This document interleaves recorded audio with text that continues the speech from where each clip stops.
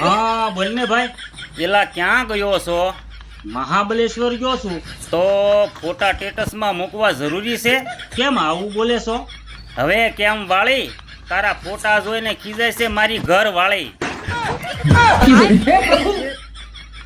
એલા પણ મેં તને ક્યાં ના પાડી હતી? તું નો આવ્યો એમાં હું શું કરું?